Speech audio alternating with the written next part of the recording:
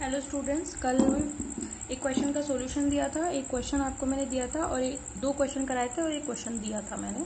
तो ये आपको एक क्वेश्चन मैंने दिया था, इसका सॉल्यूशन आई होप आप सभी ने कर लिया होगा। जिसने भी कर लिया है वो अपना चेक कर लें कि सही है कि नहीं है। क्वेश्चन था find the relative error in Z, यानी कि जेड में आपको रिलेटिव एरर फाइंड आउट करनी थी। आपको दिख रहा है कि जो क्वांटिटी है उसमें पावर्स दी हुई हैं, तो रिलेटिव एरर कैसे निकलेगी हम जानते हैं। जो हमने कल थर्ड रूल पढ़ा था उसने ये कहा था कि अगर किसी क्वांटिटी में पावर्स हैं तो दैट मीन्स उसमें रिलेटिव एरर जो होगी वो सभी जितनी भी पावर्स है उतना टाइम्स होगी। ठीक है, तो इसमें जो रिलेटिव एरर होगी, आंसर बता रही हूँ मैं, इसका आंसर था होगा इसका रिलेटिव एरर मतलब डेल्टा जेड अपॉन जेड, यानी कि रिलेटिव एरर इन जेड निकालनी है। तो रिलेटिव एरर की डेफिनेशन यही तो होती है कि आप क्या करते हो कि absolute error divided by true value करते हो तो रिलेटिव एरर आ जाती है। और वो कैसे आएगी, ए, चार इसमें क्वांटिटीज है ए बी सी डी, है ना। ए की पावर है 4, बी की 1/3 है, सी की 1 है और डी की 3/2 है। तो पावर को आगे ले आओ, फिर रिलेटिव एरर इन ए यानी कि delta A upon A, plus power आगे ले आओ यानी कि 1/3 रिलेटिव एरर इन बी यानी कि डेल्टा बी अपॉन डी। फिर क्या करोगे, फिर प्लस लगाओगे, फिर पावर कितनी है 1 है इसकी, तो 1 तो हम दिखाते नहीं है। और सी में एब्सोल्यूट रिलेटिव एरर कितनी होगी, डेल्टा सी अपॉन सी। ठीक है, प्लस फिर आप क्या करोगे, इसकी पावर है 3/2 आगे ले आओ और रिलेटिव एरर इन डी यानी कि डेल्टा डी अपॉन डी। तो ये आपके पास क्या हो गया, आंसर। ठीक है, सिंपल सा क्वेश्चन था आपका। ठीक है भाई, और एक क्वेश्चन मैंने आपको ये कराया था लास्ट का, तो आई होप आपको वो सारा समझ में आ गया होगा। ठीक है, मैं बता देती हूँ, एक बार रिपीट कर देती हूँ। क्वेश्चन ये था भाई, एक सिंपल पेंडुलम है, उसके लिए आपको ऑसिलेशंस में लगने वाला टाइम यानी कि टाइम पीरियड आपको दे रखा था इतना। फॉर्मूला ये होता है, आपको जी में फाइंड आउट करना था कि कितनी एरर आती है। तो मैंने क्या किया, ये जो रूट है, रूट का मतलब होती है हाफ पावर, दोनों पे रूट है तो दोनों पे हाफ पावर आ जाएगी। ठीक है, ट्रू वैल्यू इतनी दे रखी थी लेंथ में, एरर इतनी दे रखी थी। ठीक है, टाइम ऑफ ऑसिलेशन था 90 second, time of oscillation 90 second था, एरर थी उसमें। ठीक है, एरर टाइम में इतनी दे रखी है, आपसे पूछी थी एरर इन जी, तो सबसे पहले मुझे फॉर्मूले को जी में कन्वर्ट करना पड़ेगा, इसलिए मैंने दोनों साइड स्क्वायर कर दिया था। स्क्वायर जब आप करोगे तो ये आ जाएगा आपके पास। फिर रिलेटिव एरर इन जी कैसे निकलेगी, डेल्टा जी अपॉन जी, फिर इसका तो कुछ है ही नहीं। ठीक है, फिर 1 पावर को आगे ले आओ, ये तो कांस्टेंट है भाई, कांस्टेंट में क्या एरर होगी, तो कांस्टेंट ही रहता है। फिर 1 तो आ जाएगा आगे, relative error in L, plus इसकी पावर कितनी है 2 आगे आ जाएगा, रिलेटिव एरर इन टी। सब कुछ कैलकुलेट कर लिया था। अगर कोई आपसे पूछे कि भाई परसेंट एरर निकालो, तो पता है परसेंट एरर कितनी होगी, मैं आपको बता देती हूँ।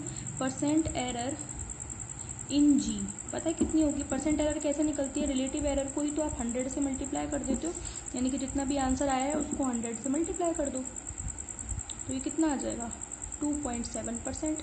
तो ये आ जाएगी परसेंट एरर इन जी। समझ में आ गई बात आपको। तो जब भी पावर का क्वेश्चन आ जाए और आपसे पूछ लिया जाए कि कितनी उसमें एरर होगी, तो बस आपको पावर्स को आगे लेकर आना है, इतना सा काम करना है और सबको सम कर देना है, ऊपर हो चाहे नीचे हो। ऊपर है तो हमने 1 आगे लगा दिया, relative error in L, plus इसके नीचे पावर है 2 आगे लगा दिया, डेल्टा टी अपॉन टी। समझ में आ गई बात। आज हम नया टॉपिक शुरू करेंगे, टॉपिक का नाम है सिग्निफिकेंट फिगर्स। ठीक है, देखें टॉपिक है आपका सिग्निफिकेंट डिजिट्स या फिगर्स। फिगर मतलब नंबर। ठीक है, चले तो हम क्या करेंगे, सबसे पहले डिफाइन करेंगे कि सिग्निफिकेंट फिगर से हमारा क्या मतलब है। ठीक है, सिग्निफिकेंट फिगर्स या आप इनको कहें तो सिग्निफिकेंट डिजिट्स, कुछ भी कह लें, सिग्निफिकेंट नंबर्स। ठीक है, देखें the digits which represents a physical quantity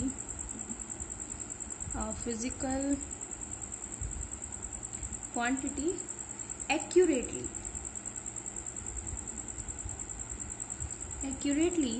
are said to be significant figures। समझ में आ रही है, यानी कि इसके कहने का ये मतलब है कि वो नंबर जो किसी फिजिकल क्वांटिटी को एक्यूरेटली डिफाइन करते हो, एक्यूरेटली उस फिजिकल क्वांटिटी को रिप्रेजेंट करते हो, वो नंबर क्या कहलाते हैं आपके सिग्निफिकेंट फिगर्स। ठीक है, अभी तो आप डेफिनेशन देखो, फिर हम रूल्स देखेंगे सारे कि क्या क्या रूल्स हैं किसी भी सिग्निफिकेंट फिगर को जांचने के, परखने के।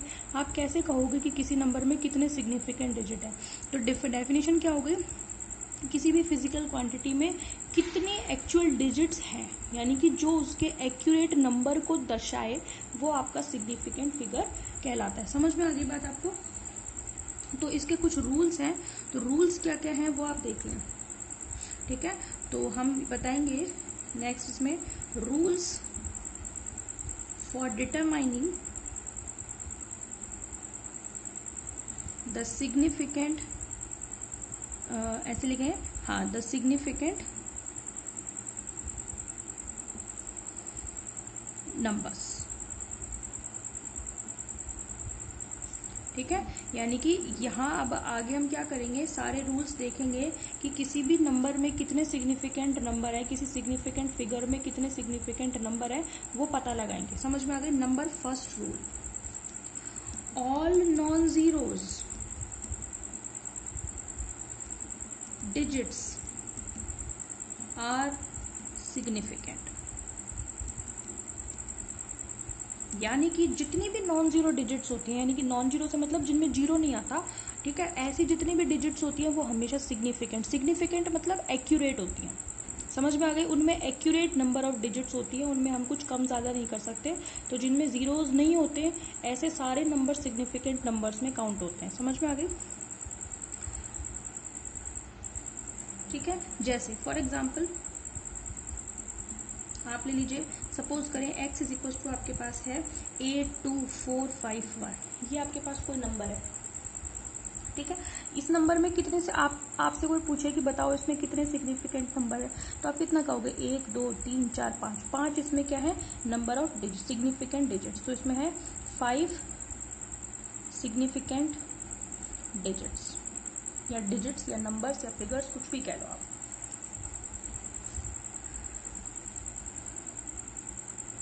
समझ में आ गई बात आपको। तो इसमें एक कहीं पर भी जीरो काम में नहीं आ रहा। ठीक है, कहीं पे भी जीरो नहीं आ रहा, तो इसमें जितने भी नंबर है वो सारे के सारे काउंट होंगे सिग्निफिकेंट डिजिट्स में। तो इसमें 5 सिग्निफिकेंट डिजिट यानी कि एक्यूरेट डिजिट्स होंगे, जिसमें हम कम ज्यादा ऊपर नीचे कुछ भी नहीं कर सकते। इसमें जितनी दिख रही है वो सारी की सारी करेक्ट है। ठीक है, और जैसे कोई नंबर है आपके पास x is equal to 0.253032, zero तो हम ले नहीं सकते ना, क्योंकि हमारा रूल है नॉन जीरो डिजिट्स। तो इसमें भले ही डेसिमल आ गया, आपके पास पॉइंट आ गया, उससे क्या मतलब है, हमारे पास तो जितनी भी डिजिट्स हैं। अच्छा, पॉइंट से पहले ये जो मैंने जीरो लगाया है इसको नहीं काउंट करेंगे अपन। ठीक है, इससे कंफ्यूज मत हो। मेरा मतलब है जितनी भी डेसिमल के बाद जितने भी नॉन जीरो डिजिट्स आई हैं वो सारे के सारे क्या है, डिजिट्स है। ठीक है, सिग्निफिकेंट डिजिट है। तो इसमें कितने नंबर सिग्निफिकेंट डिजिट है, 4। इसमें सारे 4 सिग्निफिकेंट डिजिट है, यानी कि डेसिमल के बाद सारे नॉन जीरो नंबर्स हैं, तो वो सारे के सारे सिग्निफिकेंट डिजिट्स में काउंट होंगे। तो इसमें कितने नंबर सिग्निफिकेंट डिजिट्स हैं, 4। समझ में आ गई आपको बात। ठीक है, ओके। नंबर 2, सेकेंड रूल देखिए। सेकेंड रूल है all zeros between 2 non zero number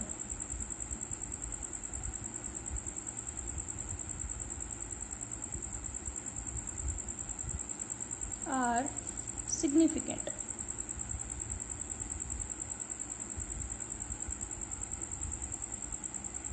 ठीक है, यानी कि फॉर एग्जाम्पल समझो आप, डेफिनेशन अपना आप समझ जाओगे।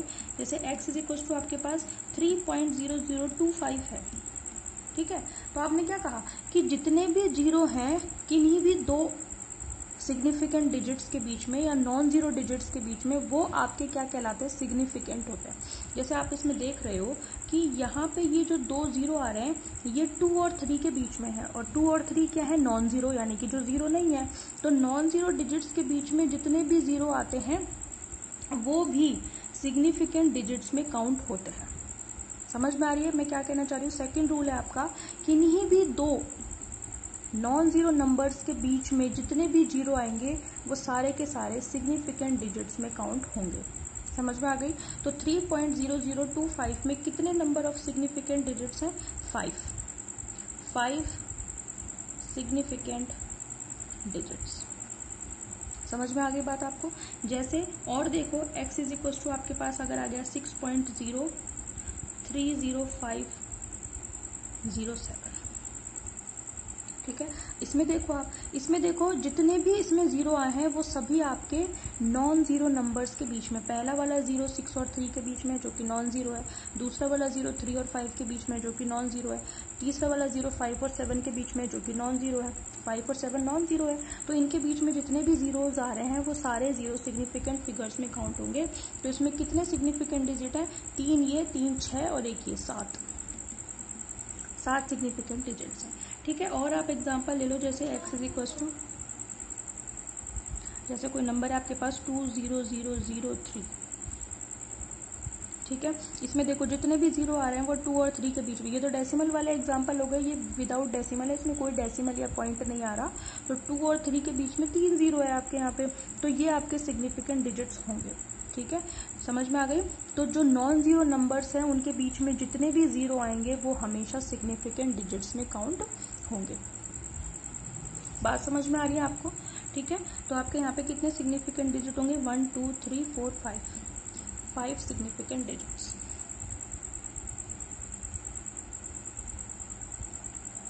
समझ में आ गई बात आपको? ठीक है, चले नेक्स्ट देखें, number 3।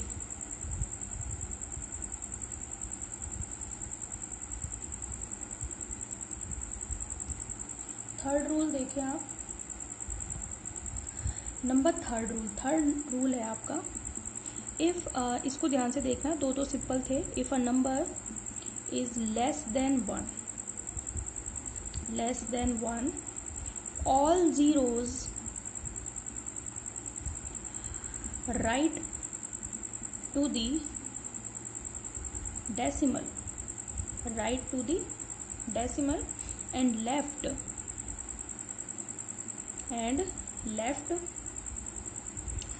of non-zero digit are not significant, ठीक है। एग्जाम्पल देखो, आप अपने आप समझ जाओगे। एग्जाम्पल है जैसे x इज इक्वल टू 0.00024, समझ में आ गया आपको? तो ये जो नंबर है आपका, आपको दिख रहा है कि ये 1 से छोटा है, तो आपसे क्या कहा है? If a number is less than 1, तो all zeros right to the decimal, यानी कि डेसिमल के राइट में कितनी जीरो है यहाँ पे? 3, ठीक है। And left of the non zero digit, 2 और 4 नॉन जीरो डिजिट है, उनके लेफ्ट में 3 है और डेसिमल के राइट में 3 है, तो ये सिग्निफिकेंट नहीं होगी। समझ में आ गई? ये कब है? जब आपका नंबर 1 से छोटा है, ठीक है। अगर ये 1 से बड़ा होता तो मैं पॉइंट से पहले 1.00024 लिखती, पर ये 1 से छोटा है इसलिए मैंने क्या लिखा है? 0.00024। तो इतना तो मेरे हिसाब से आप सभी पहचान सकते हो कि कोई नंबर 1 से छोटा है या नहीं है। तो ये नंबर 1 से छोटा है, तो डेसिमल के राइट में जितनी भी जीरो है होंगी और नॉन जीरो नंबर से पहले जितनी भी जीरोज होंगी, यानी कि डेसिमल और नॉन जीरो नंबर के बीच में जितनी भी जीरो होंगी वो सिग्निफिकेंट नहीं होंगी। तो इसमें कितनी सिग्निफिकेंट डिजिट है? केवल 2, ठीक है, 2, यानी कि 2 सिग्निफिकेंट डिजिट्स। समझ में आ गई बात आपको? ठीक है। तो डेसिमल के राइट में और नॉन जीरो नंबर से पहले की डिजिट सिग्निफिकेंट नहीं होंगी अगर आपका नंबर क्या है? 1 से छोटा है, ठीक है। अगर ये पॉइंट से पहले 0 ना होकर के 1 होता, ठीक है, तो 2 नॉन जीरो नंबर्स के बीच में जितनी भी जीरो होती है वो सिग्निफिकेंट डिजिट होती है, जो कि हमने पिछला पढ़ा था, जो कि हमने लास्ट ही पढ़ा है, ठीक है। हमने देखा था ना, ये 3.0025 1 से बड़ा नंबर है, तो 3 और 2 के बीच में 2 जो जीरो आई है वो सिग्निफिकेंट डिजिट में काउंट होती है। लेकिन यहाँ जो हम कह रहे हैं ये तो 1 से छोटा नंबर है, तो 3 से तो ऑलरेडी छोटा ही है, 3 की तो बात ही नहीं आ रही है, ठीक है। तो 1 से छोटा नंबर है, तो डेसिमल के राइट में जितनी भी जीरो होंगी या नॉन जीरो से पहले जितनी भी जीरो होंगी वो आपकी सिग्निफिकेंट डिजिट्स नहीं होंगी। तो केवल 2 ही सिग्निफिकेंट डिजिट है, 2 और 4। अगर मैं यहाँ पे 0 की जगह 1 लगा देती तो फिर कितनी होती? 1 2 3 4 5 6 होती। तो फिर उस कंडीशन में ये 3 जीरो भी काउंट होती। समझ में आ गई? यानी कि नंबर आपका ये होता 1.00024, तो आपकी कितनी होती? 6, लेकिन क्योंकि ये नंबर 1 से छोटा है, यहाँ पे 1 ना होकर के 0 है, तो ये 3 0 सिग्निफिकेंट डिजिट्स में काउंट नहीं होंगे, केवल 2 और 4 दो ही सिग्निफिकेंट डिजिट है। समझ में आ गई बात आप सभी को? ठीक है, तो ये आज हमने 3 रूल पढ़े सिग्निफिकेंट के बारे में। अभी तो काफ़ी सारे रूल्स आपको पढ़ने हैं, तो अभी 3 तो आपको ज़्यादा भारी नहीं लग रहे होंगे। जब काफ़ी सारे हो जाएंगे तो लगेगा कि यार ये तो थोड़ा कंफ्यूजिंग है। हालांकि मैं कंफ्यूज नहीं होने दूंगी, आप मत घबराओ। ठीक है, आप 3 ढंग से ध्यान रख लो, बस इनको घोट के पी लो। फिर जितनी भी सिग्निफिकेंट मैं आपको एग्जाम्पल दूंगी, आप फटाफट निकाल लोगे कि किस नंबर में कितनी सिग्निफिकेंट है। ठीक है, तो 3 रूल और अब तक के जितने एग्जाम्पल न्यूमेरिकल कराए हैं वो सारे करके रखिए आप। ठीक है, थैंक यू। कोई दिक्कत है तो पूछ लेना भैया ना, ऐसी कोई दिक्कत वाली बात नहीं। Okay, thank you.